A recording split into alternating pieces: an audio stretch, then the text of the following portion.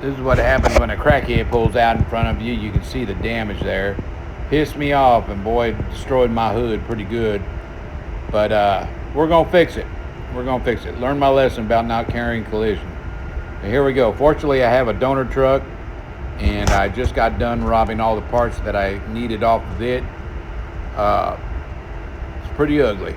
There's a view of some of the structural damage that I found that I'm going to have to straighten out.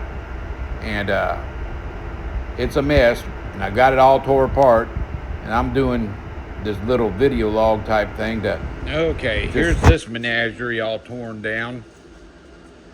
And luckily, I've got that parts truck. Now, if you're not familiar with these Fords,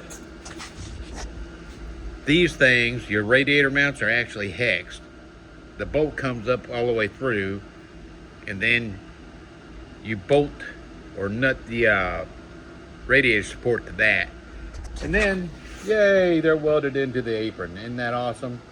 So I'm basically making a small little video log, or I'm going to document everything I do to this, basically, to repair it.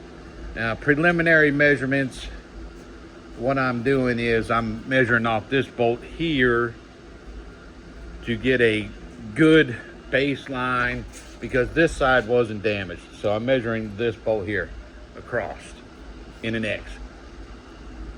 Here to here, and here to there. Preliminary measurements is this apron is in about, I don't know, several millimeters.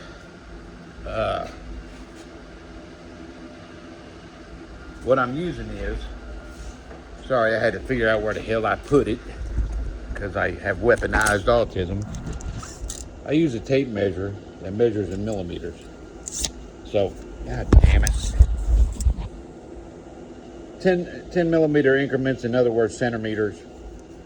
And believe it or not, this is not showing to be down like I expected it to be if you look at the crash videos. However, it is back,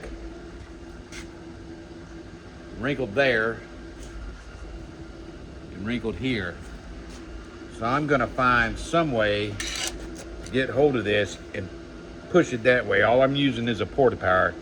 I'm not a full-blown body shop. I don't have a frame rack, and in this case, in order for fenders and stuff to fit on it and get it back to cosmetically looking good, it's not necessary for it to be perfect, although I'm going to get it as close as I can. This apron here was all tore up here.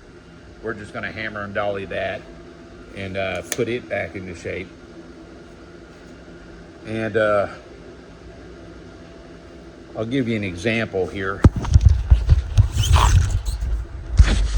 I'm gonna try to do this with the camera in my hand, or my phone in my hand. All I'm gonna do is hook that bolt.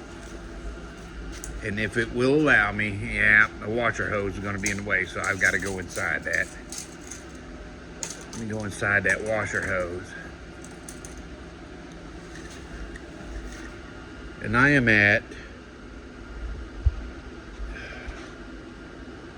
looks like 1,707 millimeters. Okay, so 1,707 millimeters. Now let me try to get this tape measure. Normally I have both hands doing this. Let me try to get this thing. I'll loosen the bolt hole on this hinge. I'm going from the hinge bolts across.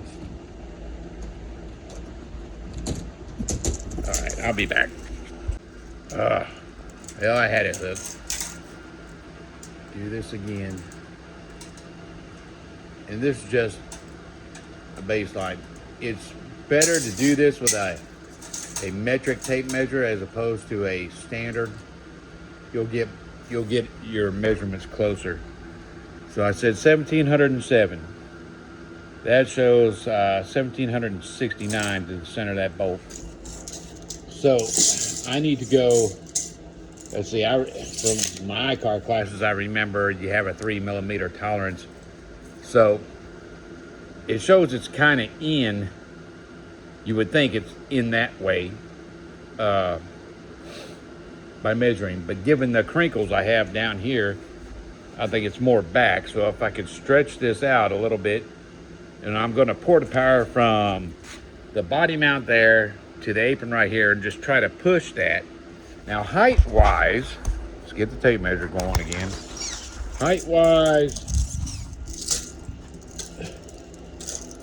and this is just me measuring to the floor, and I want to go right here to this corner. Height wise, I show about 115 millimeters, close to that. Actually, close to 109, I think. 108, 109. Now, going to the good side that I know is not hurt, and taking the same measurement to that corner, that's showing that side over there is a little bit on the upside. I'm showing about 100 or 1104 millimeters. 1104 to, now keep in mind this is damaged and it can throw me off a little bit, to 1100 and I don't really have a good point here, about 1109. So that shows this side is up just a hair, but I think if I can stretch it with the porta power, get these crinkles out, that I might get it leveled off. If not, there's other ways I can do it. I'll hook a chain right here and I'll jack the whole vehicle up, pull it downward. But it doesn't look to me like it needs to be downward anymore. That's not damaged there like I thought it was. That's actually part of the chassis. But this right here is a sign of damage, and that right there is a sign that's all kind of moved back like this. So as I work on it, I'll video some more.